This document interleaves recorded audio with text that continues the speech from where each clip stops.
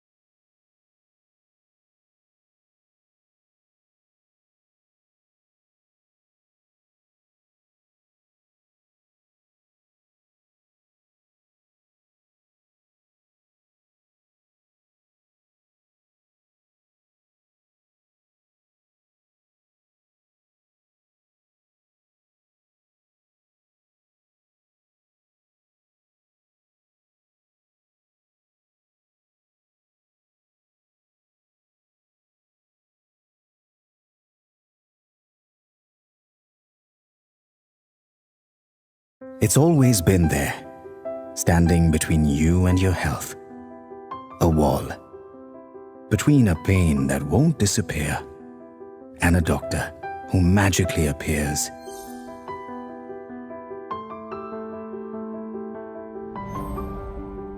Between a long wait on a hospital bench and staying right where you are, at home. Between finding yourself out of medicines and finding them at your doorstep, whatever the time. Between years of health records all over the place and all your records in one organized access from anywhere place. Between your current regimen and the recommended routine. The wall. We don't need it anymore. Say hello to Apollo 24/7. This is India's largest end-to-end omni-channel healthcare ecosystem, designed to touch more lives than ever before and delivering its promise in 3 important ways. 1. Listen. Talk to us anytime from anywhere. We've got 7,000 doctors and 30,000 healthcare professionals listening. 2. Advise. We'll give you expert advice you can rely on, because it comes from India's #1 healthcare provider. 3. Assist. We bring you India's largest health network of pharmacies, clinics, hospitals and health insurance experts. 20 million people already trust us for their care, and a further 50,000 people are discovering this every day. Apollo 24/7. Expertise is for everyone. Namaskar and welcome to Apollo 24/7's Health Hour, a show which has been the lighthouse, which has been guiding millions of people, connecting experts from Apollo hospitals to common questions. Where you have a doubt, we are here with information. We've been doing this week after week, bringing you Apollo experts, and this show brings you an opportunity of asking your question in the live chat box. So please go ahead, mention all the details that you want to ask about today's topic, which is cancer prevention and healthy living. Joining us shortly is Dr. Venkat P, Senior Consultant Surgical Oncology from Apollo Cancer Center, Chennai. I request all the audience who are here on the live session, if you have any query, make sure that you type your question with all the probable details that you have on hand, and make sure that all the details are in one message so that it will be easy for me to read the question. Now, this is a request from my end. Do not make parts of your question because it's getting difficult for me to scroll down through. So please mention your age, gender, and the question that you're asking in one single question. Thank you. Please go ahead and ask all the questions. And your question is not just your question, it's an answer for many more people. Let's start the show today by talking about a wonderful initiative which is called Saving a Child's Health Initiative, which in short we are calling SACHI, which is free pediatric consultations for every child in need. This is a mission to make quality healthcare accessible to underprivileged children at no cost. In association with Apollo 24/7 and Apollo Foundation, we are bringing more than 10 plus pediatric specialities, which is benefiting children across India. All the renowned Apollo pediatricians are available to give healthcare, which is making healthcare accessible to underprivileged children. If you know somebody who requires this kind of consultation, do scan the QR code which is on the screen, or there's a link below in the chat box. Go ahead and spread a good word about Sachi. Well, let's start today's topic, cancer prevention and healthy living, which all of us, this is a dreaded word and a dreaded disease. We're all looking out for information. Joining us shortly on the show is Dr. Venkat P, Senior Consultant Surgical Oncology from Apollo Cancer Center, Chennai. And he's going to give us some wonderful, amazing inputs on managing cancer. Dr. Venkat is a senior consultant surgical oncologist who has more than 20 years of experience treating and healing patients with severe cases of cancer. Special areas of his interests are breast oncology, gastrointestinal cancer, gynecological cancer, and he's awarded the Lifetime Achievement Award from Rotary Club of International for outstanding service in the field of cancer. He's the esteemed member of various medical societies like Indian Society of Oncology, Indian Association of Surgical Oncology, and Association of Surgeons of India. It's a pleasure and honor to have Dr. Venkat P on the show. Namaste, sir. Welcome to the show. Namaste, Jansi. Great, sir. So we have just observed World Cancer Day on 4th of February. And understanding that it's very important to spread awareness here, it's good to have you on a Sunday morning with us, Doctor. So, thank you. Why is Cancer Awareness Day so important, and what is the theme that we are operating right now?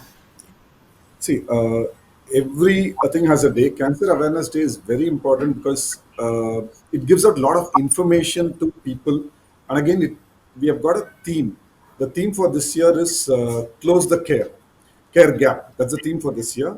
The idea of this is in all big metros, we have got a good treatment, affordable treatment, everything is there. But you need to know that most of our population, rural areas, do not have the treatment for cancer. So the entire idea of this theme is to close the care gap, to get the whatever treatment which is available for the patients in the metros to get it to the rural areas. That's the idea of the entire theme.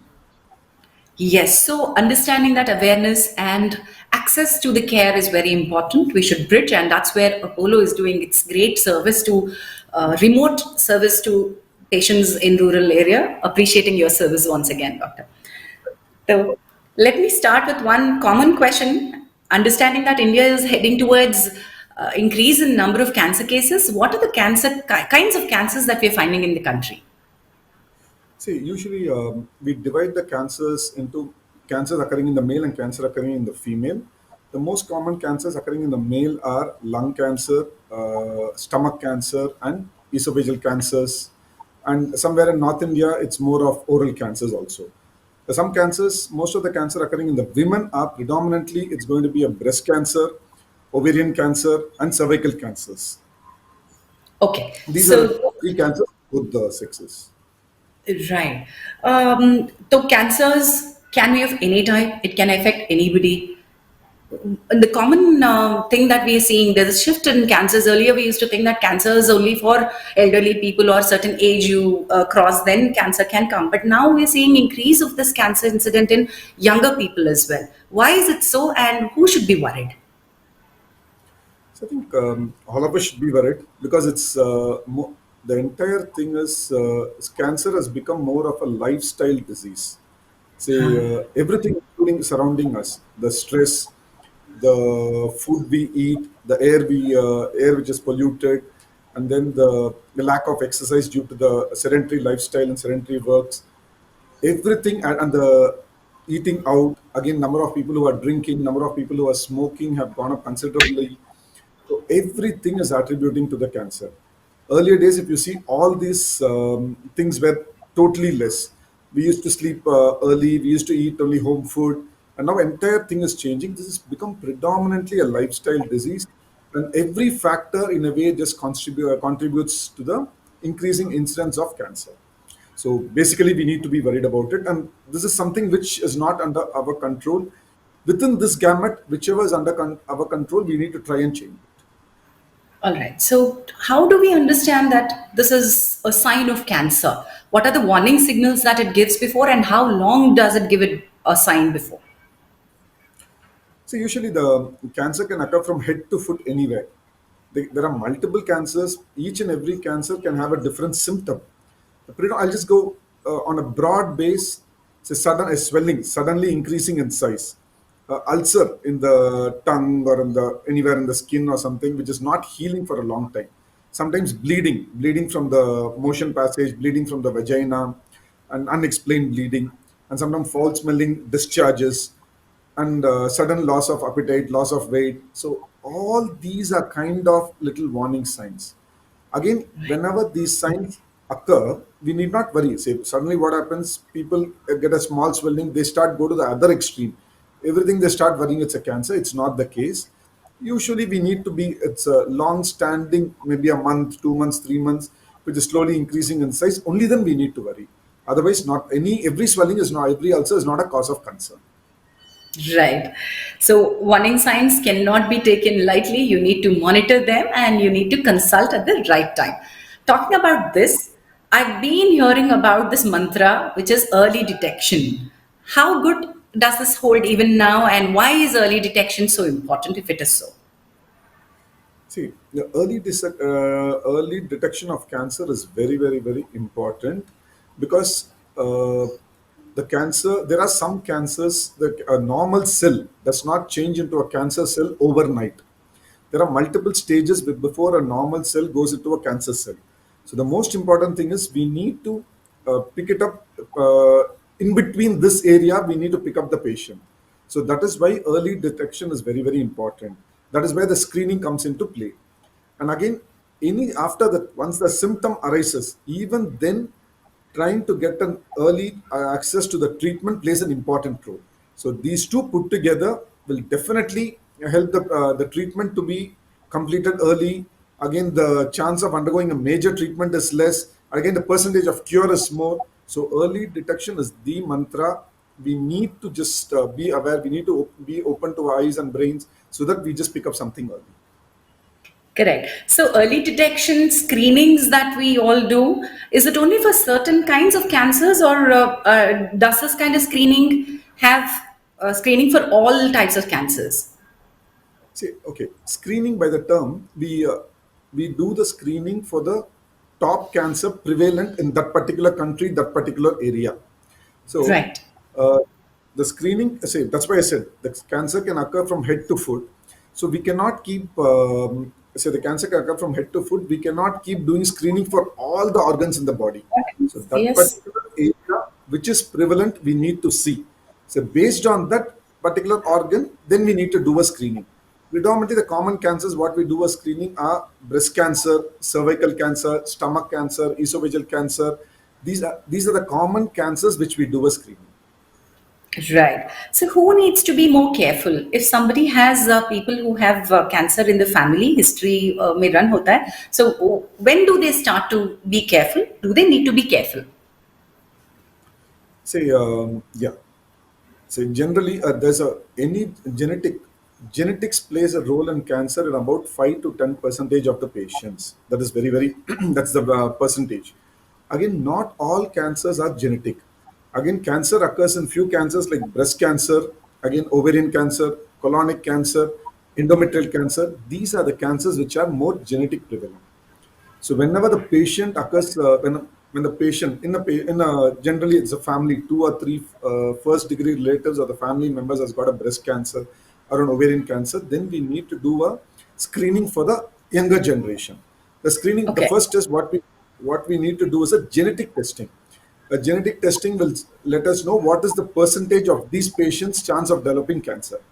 In Yeah. case the percentage of patients developing cancer is more, then we need to keep the patients on close surveillance by doing regular checkups and regular investigations based on the type of cancers which we expect that for particular patients to develop.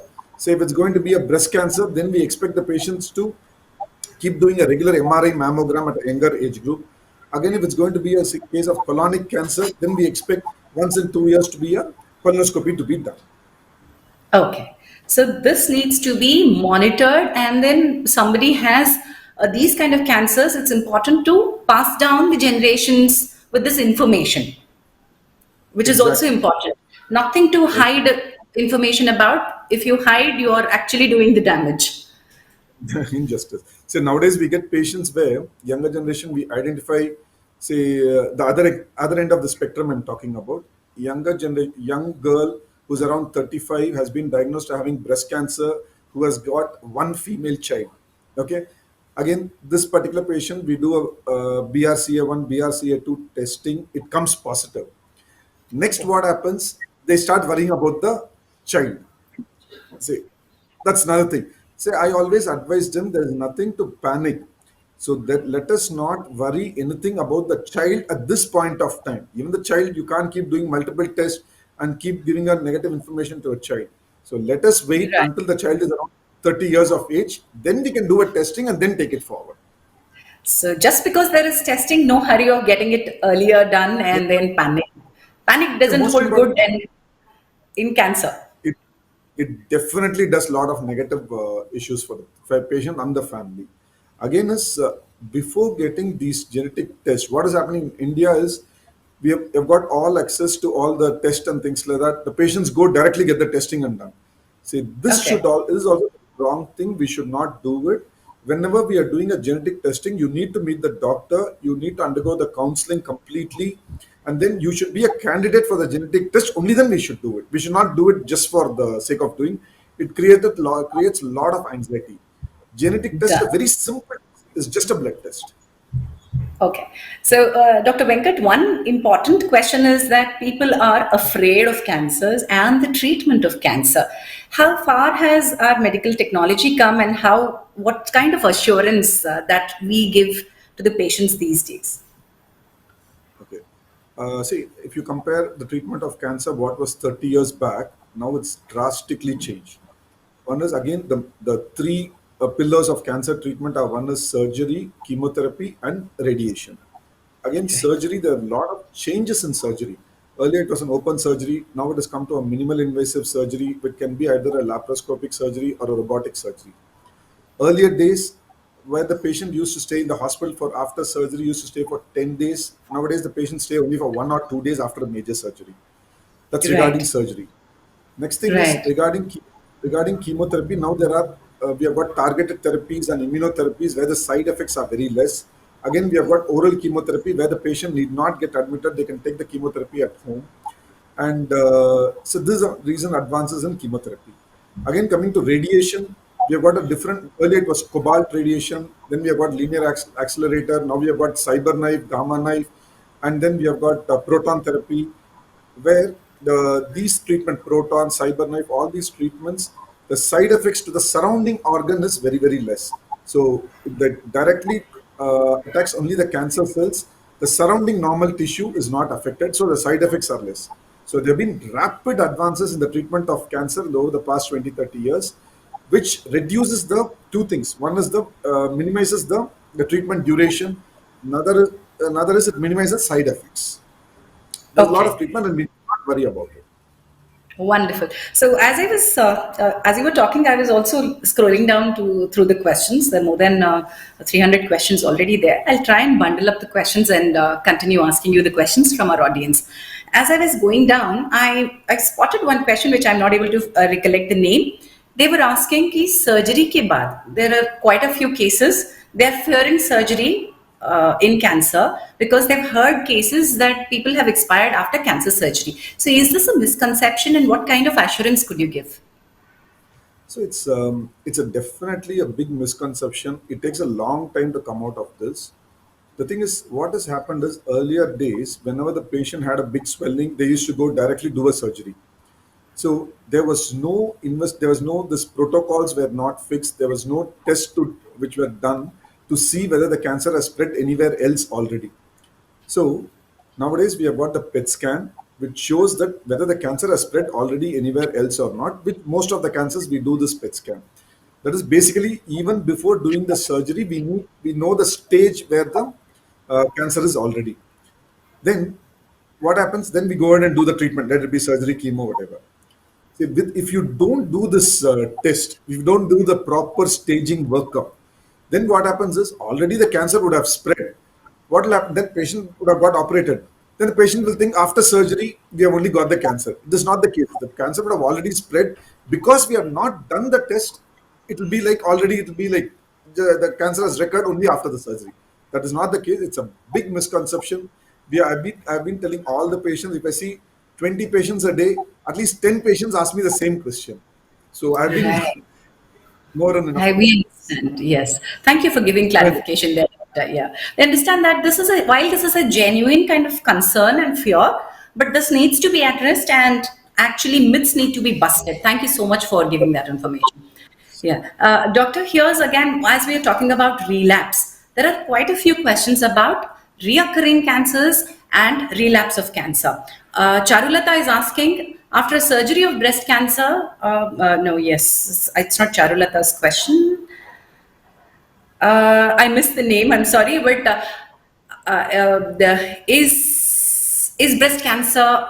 Can a breast cancer reoccur?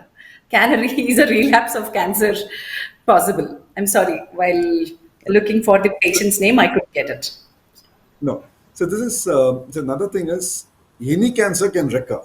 So the thing is we always need a proper counseling to the patient, and the patient should also come with a very open mind to take up all the information what the doctor is telling.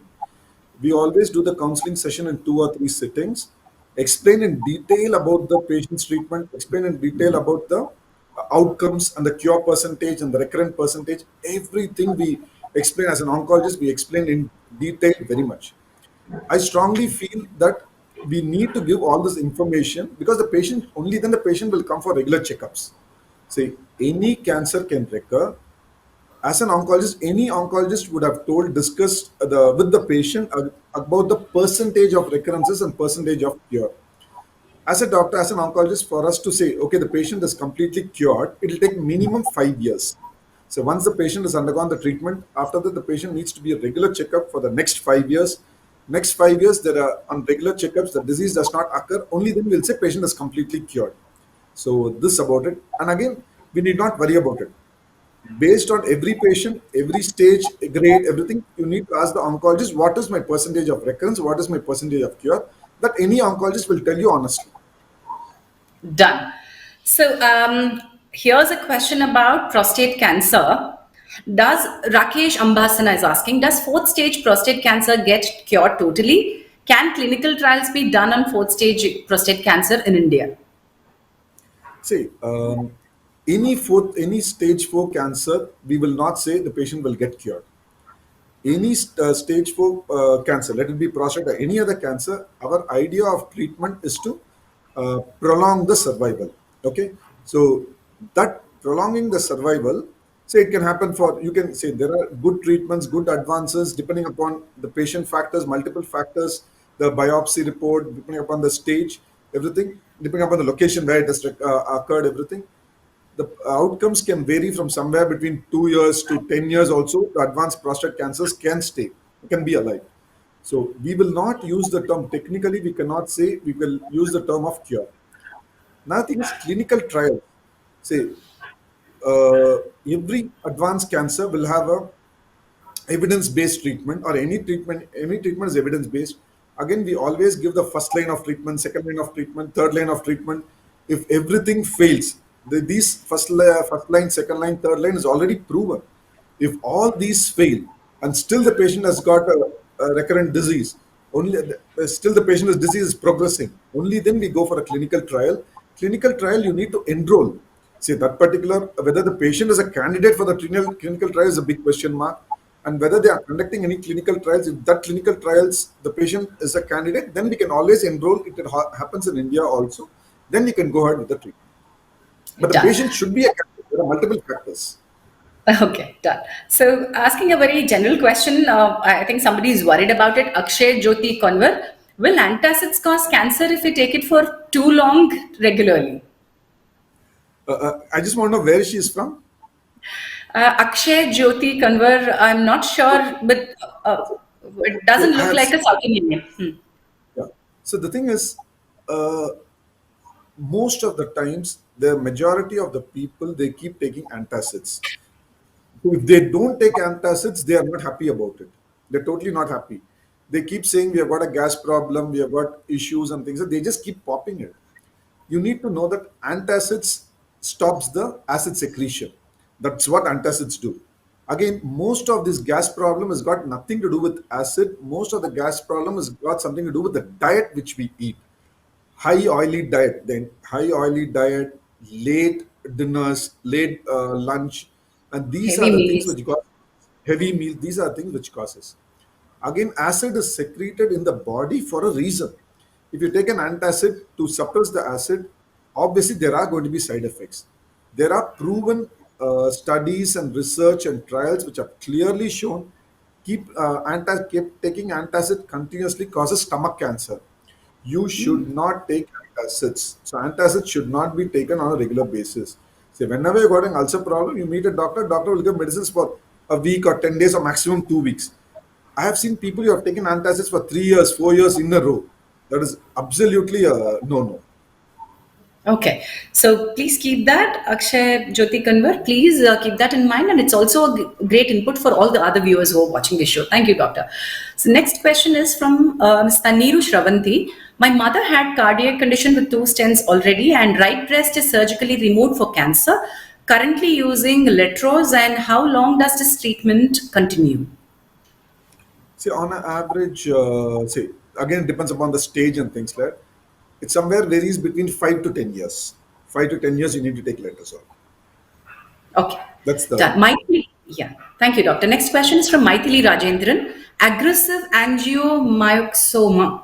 I am not sure which kind of cancer that is, but is it curable? Will it recur again?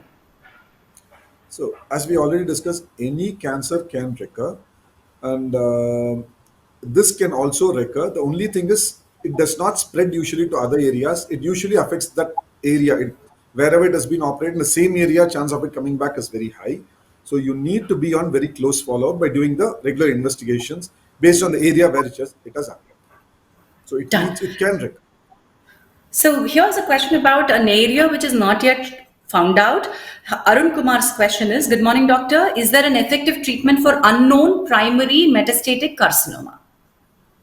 So there is that again also the metastasis of unknown origin. It's called MUO, or metastasis of unknown origin. It can occur anywhere in the body. The patient can have just an axillary lymph node, or the patient can have a neck node, or the patient can have an inguinal node, or the patient can have just a liver metastasis. There's no evidence of any primary anywhere. Since everything comes under the same group, again, there is effective treatment for that. Again, the outcomes depend upon in which area it is occurring and things like that. And patients depend. There are this extreme patients with unknown primary have got completely cured. Also, again, some unknown primary succumb to the disease. So there are no trials and research, and we cannot put everything as one case. We need to take it step by step, and depending upon the site specific, there are no trials, and no trials can be done in the future also. So, but there are effective treatment, and some patients do get completely cured also. Wonderful. That's very positive.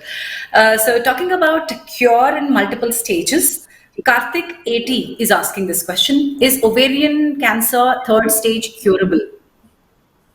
So, ovarian cancer third stage is curable.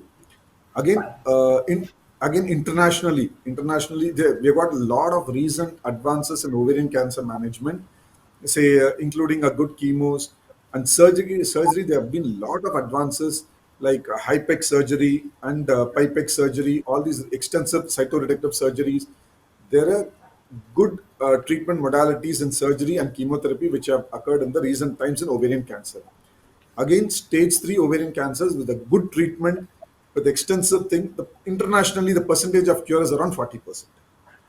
Okay, great. Next question is there a difference between regular cancers and prostate cancer? Is prostate cancer curable? Yeah, say, prostate cancer is like yet another any cancer. There's not much of a difference. Only thing is prostate cancer, the outcomes are very good compared to some other cancers. Compared to pancreatic cancer or liver cancer, the prostate cancer, the outcomes are very, very good. So I think it's a kind of reasonably a good cancer where the outcomes are good. And even the follow-up checking and things like, we don't need to do extensive investigation. We can just do a simple blood test called serum PSA. We can do it once in 3 months or 4 months and keep a check on what's the progress and things like that. So prostate cancer is a good cancer. Cure percentage are high. Wonderful. So, Amar Pushti's question is, how can we prevent cancer? And in continuation with that, let me also ask this question, which cooking oil is best to delay in getting cancer? VV Harish asked this question. So, does So lifestyle, diet, food choices, do these make any impact on our getting cancer or delaying cancer? definitely, definitely it makes a lot of impact. Say we are all of us are even scared, all of us are even, we are not even raising the question that there's a lot of pollution in our water, there's a lot of pollution in the vegetables, a lot of pollution chemicals in the rice what we eat. Everywhere there's adulteration. It is a big issue which it has not been raised by anyone, it has not been made an issue at all.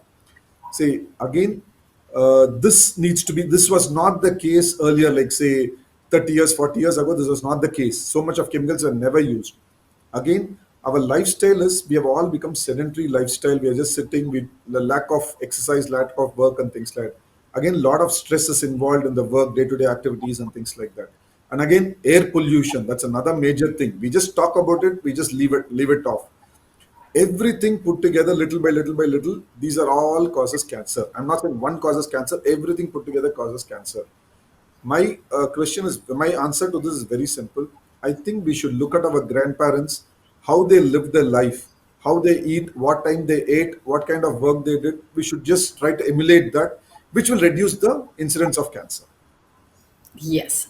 So there's a very nice meme that I'd see. I can't say a meme, but a very interesting quote that I had seen. If there is a barcode, I'm not eating the food. So if it's a processed packaged food, then I'm not eating it. And that should be the mantra for all of us. Yeah.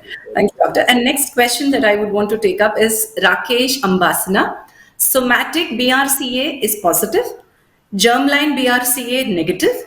11 chemos have not decreased PSA level as well as comparable CT scan on July 21st and Feb 22. Reports say it to be static. See, this entire situation, you need to consult the doctor. You need to send all the reports and have a detailed discussion. Once the doctor goes through, has a detailed discussion, only then we can answer the thing. With these Right. information, generally, I'll be sending out the wrong information. Exactly. And this, cancer is not something that we can treat here right away. Dr. Venkat Right. can be consulted on Apollo 247. We'll definitely be leaving a link. Do go ahead with your consultations there. Thank you. And there are certain questions, Priya Mohan, Priyanka, then a lot of other people, Maunika. Your questions will not be taken up for today's session, definitely on a later session, or there are certain medical oncologists who can take this question, but not to Dr. Venkat. So please don't mind, I'm going to avoid your questions. Well, next question is, uh, I'm sorry, doctor. Just a second. Akshay Jyoti Kanwar ka antacid ka question hai na, she has repeated some 100 times, so I'm not able to locate next question immediately. Um, Done. Jayaraman S. I'm 70 years of age with prostate cancer. Had surgery now under hormone injections. What's the difference between? Yes, that's it. So how long will this treatment continue? The hormone injection treatment continues. I think it'll be lifelong. It'll be lifelong. Okay, done. It'll be Thank you so simple as much. that. All So how right. we take medicine for BP and sugar lifelong, this also will be lifelong. Okay, there's a question regarding Whipple procedure. I'm not sure what that is and which cancer does it mean. Amrita is asking, please go ahead if it's a relevant question here. My mother, 65 years old, had a surgery named Whipple procedure. After that, the report has come that she's in 3B. They've recommended chemo. Is it curable or do I have to go only for palliative care? So again, Whipple's procedure is a surgery which we do for a cancer of the head of the pancreas, cancer of the bile duct, or cancer of the duodenum, or cancer of the lower common bile duct. This everything put together is what the Whipple's procedure we do. again based on the subtype, so whichever part, pancreas or bile duct or anything, the outcomes are different. Again, stage 3b can occur in any of these. So again, if it's a stage 3b, she's 65, she's undergone a Whipple's, and if the medical oncologist advised chemo, we need to take the chemo. Again, our entire idea of treatment is only curative. How much cure we achieve depends upon the subsite from where the cancer has arisen, and then you need to be after this chemo. You need to be on regular checkup. Next 5 years, you're on checkup. Disease does not come back. Only then we can say patient is cured. But I will definitely Okay. recommend you to proceed with the chemo. The general condition is good, no doubt about it. Done. Done. So Padmanabhan Madabushi Srinivasa, he's asking after surgery and a full set of chemo and antibody sessions, is there a still chance of cancer development in any other part of the body? Female, 59-year-old. What cancer? Sir? Is it a breast cancer? She has not mentioned. Unfortunately, they've not No, mentioned this. that's Yeah. okay. I just take it as a thing. So definitely, so again, multiple times we have discussed. I don't want to be negative, but I just want to emphasize on this point that you need to be, say, how important treatment is. Follow up is very, very important. Any One. patient should be on follow up for the next 5 years. Next 5 years, after all these treatments, if they're on follow up for next 5 years and the disease does not come back again, only then we will say patient is completely cured. That's the thing. Done, done. So next question is from Charulata. She asks, after surgery of breast cancer, is chemotherapy compulsory?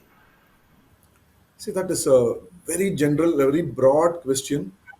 Again, I'll put it this way: most of the patients after breast cancer will require chemotherapy.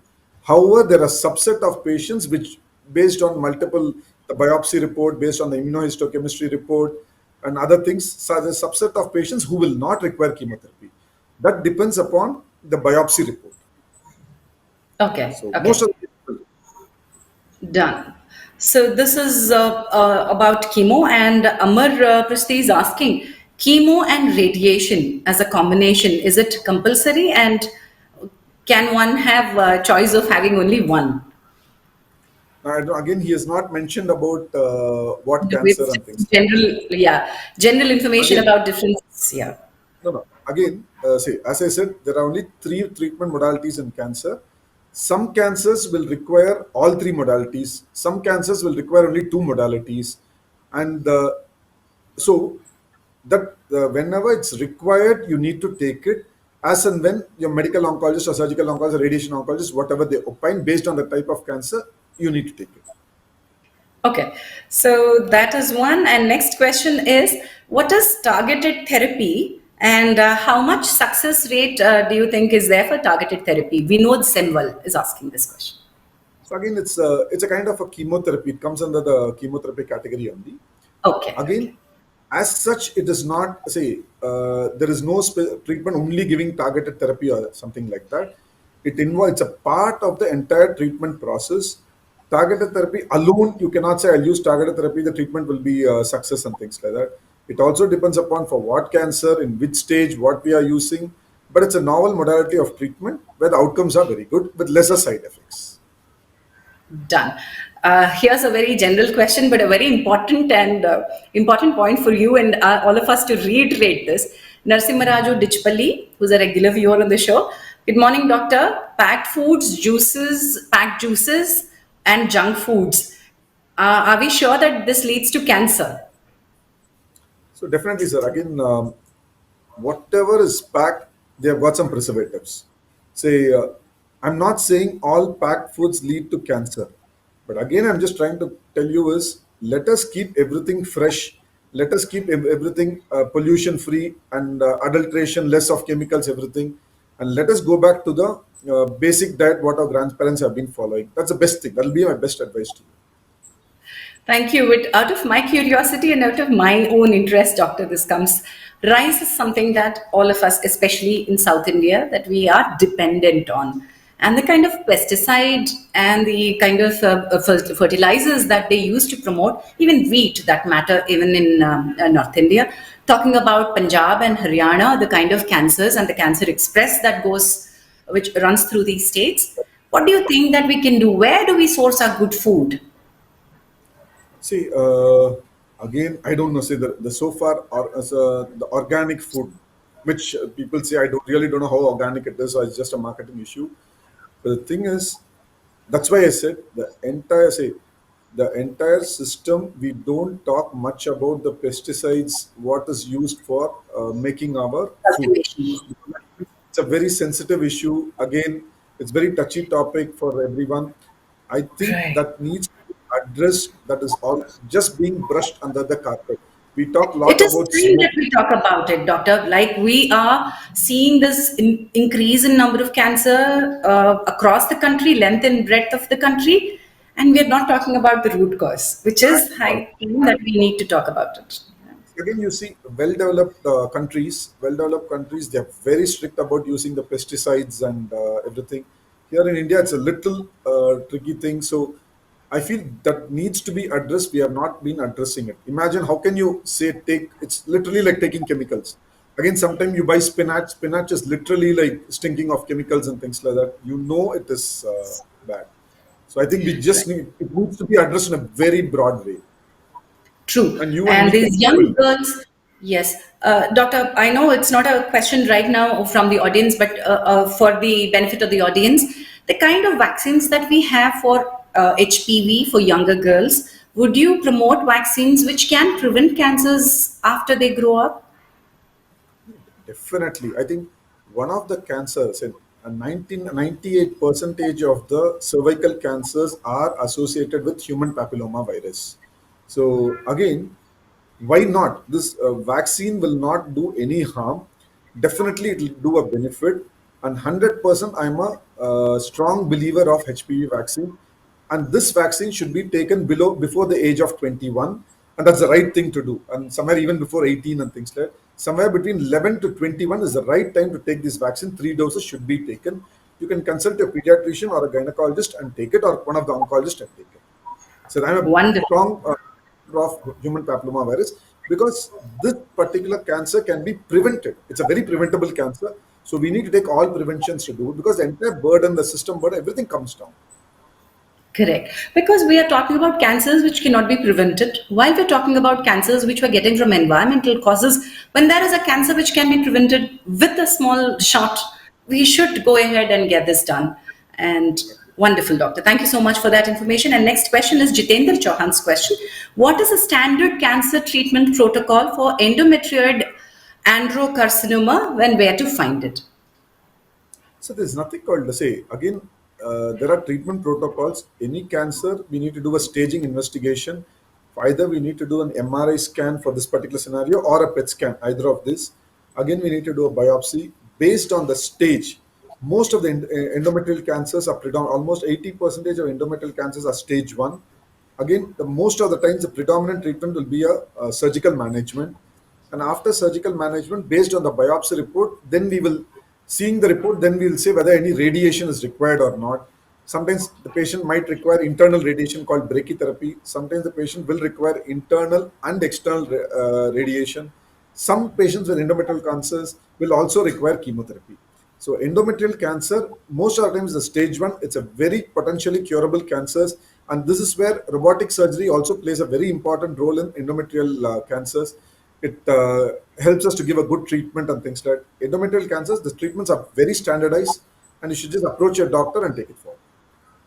Done. As you're talking about endometrial cancer, initial 11 o'clock or something, I saw a question which I forgot to ask you. Taking tamoxifen, some kind of a drug, in cancer treatment, somebody's endometrial thickness is increasing, and can this be reversible, and will this cause harm in future? I'll figure out the name in a short while and let you know, doctor. See, again, one of the side effects of tamoxifen is that can also cause endometrial cancer.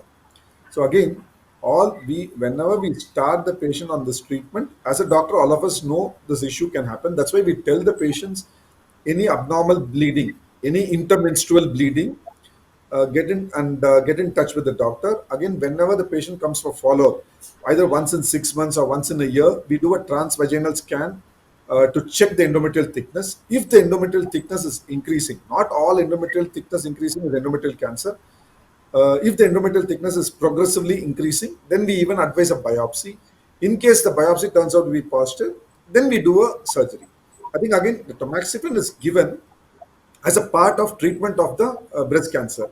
One small subset of patient can develop endometrial cancer, but that also can be picked up early if the patients are on regular checkup, which we expect the patient to be on regular checkup. Done. So, talking about early screening, lot of questions about when to get the screening done, what are the tests to be done, who needs to, and what are the centers that one can go for. Who is the right person to guide them, doctor? And I don't want to take individual names because there are too many questions in this regard. I think regarding screening, it's, as I mentioned, it depends upon from organ to organ. I'll just stick to one organ. I'll just stick only to breast. So because screening plays a very important role in breast cancer. So lot of death can be prevented by proper screening, and lot of treatment related the treatment can be simplified by doing a proper screening in breast cancer. And most of the times when you do a screening test, again we can avoid the breast removal itself. So I'll stick on to breast cancer screening. Breast cancer screening, any lady above the age of, there are no, okay, I'll just, before starting it, I'll tell you, there are no guidelines as in India for who to get a breast cancer screening. But I always recommend any patient with a breast, any patient about any person above the age of 40 should undergo an annual mammogram. Again, to this, what happens most of the times, the patients will be like, if I take a mammogram annually, isn't it dangerous? The answer is, the answer is Exposure to no, it is radiation. not. The answer is no, it does not cause any harm, it's only of benefit to you. Again, I whenever do the it patient has got, regularly, doctor. I that's do it very good. regularly, and I also want the audience to understand that there's nothing wrong. And if you are asked to get it regularly, then please go ahead, and it's a boon that you're doing for Definitely yourself, for yourself and your family. Another family. thing is, and another thing is, any patient with a strong family history, we always advise the screening to start from the age of 35. We advise the patients to do a mammogram, MRI mammogram. Another simple tool for screening is, I advise all the patients, let it from the age of 30, to undergo a monthly breast self examination. That should be done in front of the mirror when you're having the bath and after applying the soap, and then it should be done after 10 days after your period. Somewhere in the mid cycle, you need to do it. You need to do it Yeah, with the tip of the finger, and you need to palpate, go from a clockwise direction, checking all parts of the breast. And again, from the right breast, you need to go in an anti clockwise direction. Breast self examination is a very, very, very important tool which you have got in your own hands. Only thing is, you need to apply and make use of the tool. This is very, very important, right. and take home for that. Wonderful, doctor. And I do it. I urge everybody, and I'm also an advocate for talking people of taking charge of their bodies. Do not shy away from your body. Shirley Very Holder is asking next question. Female, 31-year-old. I have breast pain for past 3 days, and then went for an examination. Doctor gave me some tablets, but still uncomfortable. I have sagging breast recently that gives pain, and also somebody else was asking about changes in breast and when to understand. So these are, earlier people used to shy away, but now people are talking. I'm glad that she's come up and asked. So is so this again, who and what time of a period that a woman needs to understand that breast tenderness is normal and pain is normal? and Shirley, I don't think she has mentioned her age. I don't think she has mentioned her 31 year age. olds. Sorry, I didn't hear. Okay, again, do not worry. I'm just telling you simple. Most of the time, breast cancer does not cause any pain at all. It does not cause any pain at all. And so again, here it's predominantly due to hormonal changes. It's called mastalgia. Mastalgia is divided into two types: either cyclical mastalgia, which are usually associated before or after your periods. That's called cyclical mastalgia. And non-cyclical mastalgia, it can occur anytime. These are all predominantly due to hormone-related issues. Most of the time, this mastalgia just automatically settles down. You don't need to undergo any active intervention. Again, most of the time, the fear is whether it's cancer. I'm just giving you a simple tip for your fear. Most of the time, breast cancer do not occur with a pain. It just occurs as a painless lump. So you need not worry about it. Again, sagging breast is a very natural process. As we all grow old, the breast starts sagging. I don't think you need to worry about it and things like that. So the only thing which you need to worry is you need to look out for any painless lump in the breast that you need to look out for. You need to look out for any skin changes in the breast. Something like something it's called pudgy orange, where the breast develops some redness and skin thickening. Another thing is you need to look for nipple inversion, nipple retraction, sometimes abnormal discharge in the nipple. These are the things which you need to look out for. This breast pain is most of the time either cyclical or acyclical mastalgia. You need not worry about it. Great information. Thank you so much, Doctor. Doctor, this is a question which is repeatedly, somebody is trying to seek our help here, which I understand that's the reason why they type too many times the same question. Pavan Chandra ji, your question, I don't think Doctor will be the right, he's given us certain conditions of asking questions. So we don't think he'll be able to answer this, but from the doctor, because he's concerned about a three-year-old son, BMT T cell ALL the child is going through. So I understand that you don't take up certain blood and bone marrow issues, but doctor, who does he need to consult? So sorry, I'm a surgical oncologist. I don't deal with blood cancers. I think you need to meet a pediatric medical oncologist or a pediatric hematologist. These two will be the right people to guide you and do the needful for the child. Great. Pediatric hematologist or pediatric medical oncologist. Great, doctor. Thank you so much for answering that. Along with Mr. Pavan Chandra, there are a lot of people who have been asking about the cancers related to blood. We'll unfortunately not be able to take that issue right now. Definitely on a later episode, we promise to come back with an expert who can answer these questions.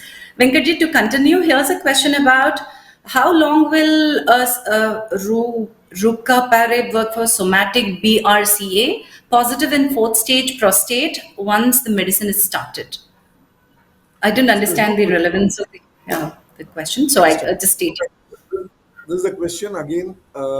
It cannot be answered in a one word or something. We need to look at the holistically all the reports, and then only we need to take a call on it. Done. Also, getting too many Manoranjan Kumar जी आपका question यहाँ पर हम लोग answer नहीं कर पाएंगे the same reason that doctor said that he is a surgical oncologist. So a lot of questions. What is electronic Wi-Fi at home or electronic gadgets which have radiation? Can these also be a risk of developing cancers over time? Understanding that mobile phones and the radiation, the cell towers and radiation, 5G and radiation, बहुत सारे WhatsApp forwards that we hear, doctor. What is your take on this? This question is from Mr. Mohammed Shoaib. See, so far there has not been any evidence to prove that these electronic items causes any cancer. There's absolutely been no evidence. Again, regarding mobile phone, Wi-Fi, and things like that, also so far there's not been any really proven thing. But as a Okay. caution for the this thing for the mobile towers and 5G and things like it's a very caution. See, Okay. when all of them started smoking in US, there was no evidence that smoking causes lung cancer. It took around 30 years to say that yes, the cause of lung cancer is only smoking. We don't know what is going to be the answer after a 10 or 15 years period. So right Correct. now there are no evidence to prove. The same thing was the same when we started smoking at the early stages and things like that. The impact of smoking started only around 30 years later. Again, the smoking lobby was very strong. They didn't let the information leak for a very long time, and slowly it only Yes, leaked yes. out. Just need to wait and see how things are unfolding in next 10, 15 years. Yes. Unfortunately, I don't know if it's right to add it here. The tobacco lobby and the smoking lobby that you were mentioning earlier had their own personal interests. But right now, if we talk about the technology and the radiation, we have our work and other relations as a customer relation, so we might not let it come out. There are certain studies, so we just hope and pray. Yeah. Quick Yes. question: Does Collectively, we having collectively take what we need. Yes, doctor. Yeah. Akhil Sheikh says, does strong immunity play in a role of preventing cancer? See, there is no proven evidence to show that strong immunity has got a positive effect on the cancer and things like. I think again, immunity cannot be proven by any test or anything like that. And again, I think having a good food, a good balanced lifestyle with active exercise, I think that gives you a strong immunity. That in turn should definitely prevent your incidence of developing a cancer. Done. So here's another question from Sukriti Suri. After completion of treatment for stage 1 ER and PR positive breast cancer, is it necessary to anti-hormone medications? Can these medications be avoided? How long, if in case that we have to take, how long does one have to take? So if the HER2 new is positive, then as a doctor, we definitely recommend antibody treatment.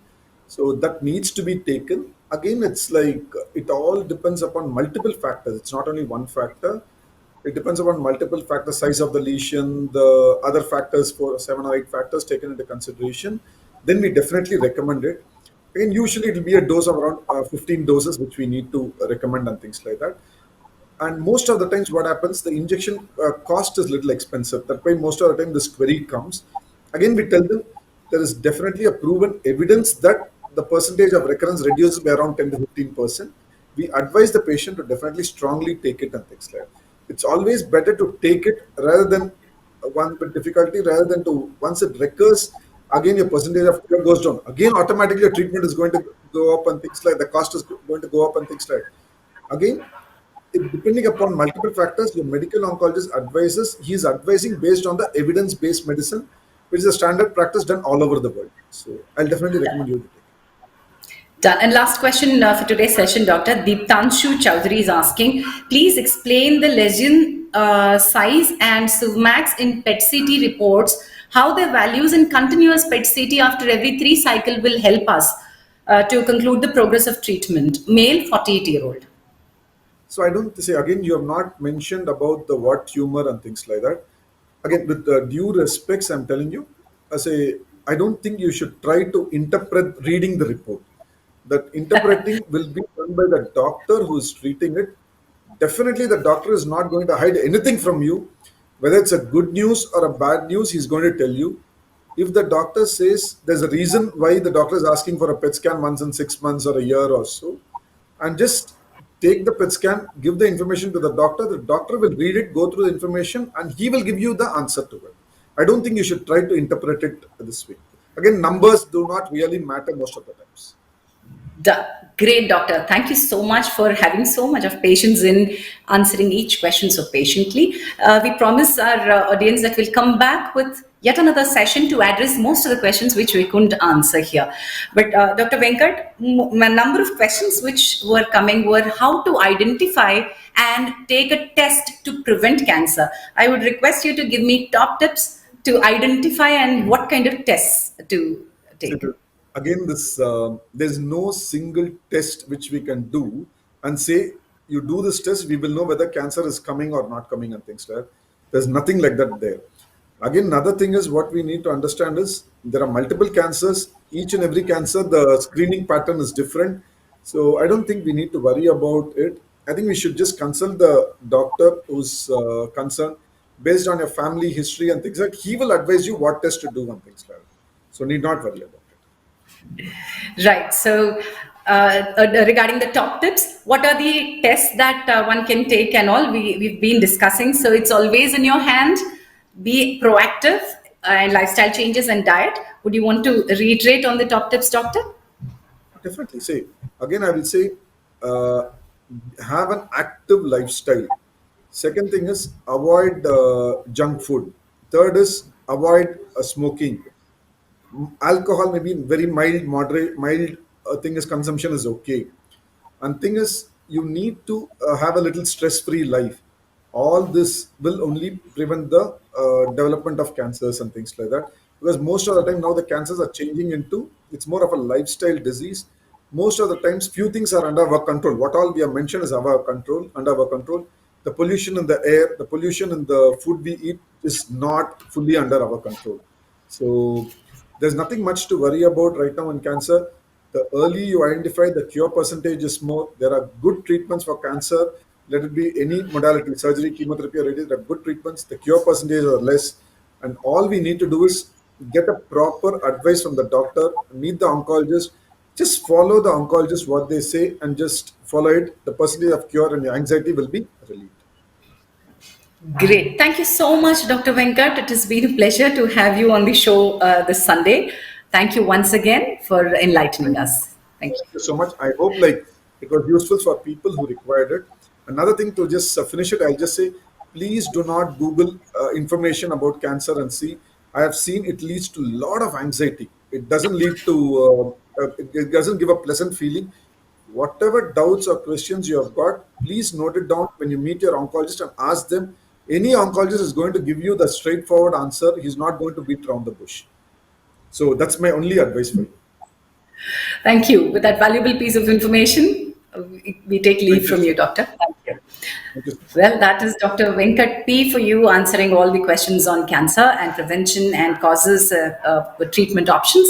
Now it's your turn to answer my questions. I'm going to ask you 3 questions. Please type your answer in the chat box. Winner's name will be announced towards the end of the show, towards the end. And winners will be selected the sole discretion of Apollo 247 team. Winners to mail their contact details at marketing@apollo247.com. We shall share the gift vouchers to you. All right, time for the health quiz. 3 questions on the screen right now for you. When is the World Cancer Day observed? अगर आपने show पहले से देखा है, तो we have started the initial discussion with this. When is the World Cancer Day observed? Question number 2. What is the cancer of the blood cells called? A lot of questions about this in the show, but we couldn't answer them. Definitely on the next show. What is the cancer of the blood cells called? Question number 3. Which option on Apollo 247 app enables you to consult with an Apollo doctor in just 15 minutes? Question number 3, I repeat, which option on Apollo 247 app enables you to consult a doctor from Apollo hospitals in just 15 minutes? So, but answer pata hai to type kar dijiye, and I'm waiting for the winners. Go ahead and type your answers in the chat box. Before we get the winners, let's talk about the payday sale. Get flat 26% off on first 3 online medicine orders. You have to use the coupon code FIRST3, FIRST, numeral 3. And also, additional benefit here, if you pay via Amazon Pay, you can earn up to 500 rupees off. It's a wonderful deal. It's a payday sale, so not for a very long time. Get flat 26% off on first 3 online medicine orders. Use the code FIRST3. So that is about the payday sale. And I'm also going to give you one clue here. This slide is also giving you just one tap. You can have an Apollo doctor's consultation. You can talk to a general physician online in just 15 minutes at rupees 249 rupees only. Yes, you've heard it right. Under 15 minutes at rupees 249 rupees. You can talk to a general physician. All this can happen only on Apollo 247 app. So go ahead, download the app and have the app in hand to avail benefits. Payday sale ho ya just one tap ho, or any other coupon code that I'm going to share on the show. You are going to use them on Apollo 247 app. Here's a coupon code that you can use, that is HH247. You can get 199 rupees off on online consultation with Apollo doctors, and also 20% off on medicine orders. Use that on Apollo 247. Download the app. And now for the winners of today's session. 1 is Prithvi, 2 is Lavanya Chalipilla, and 3 Rekha Chintala. Congratulations, all of you. Please write back to us to claim your gift vouchers. Thank you, all of you. And this is today's session. Next week, we are going to talk about an interesting session. It's going to be about heart diseases, know the risk factors and prevention from an Apollo expert. So Sunday, 13th of February, that is 11 a.m. If you don't want to forget this, if you want a reminder if you need a reminder, there's a bell icon. Please go ahead, subscribe that, and then you do not miss a session. Thank you so much, all of you, for joining us today. It was a very interesting session, Dr. Venkat. You were really very enlightening. Thank you so much, audience, for asking your questions. So keep asking your questions, because your question is answer for many people. This is it for today. We'll see you in the next session. Namaskar.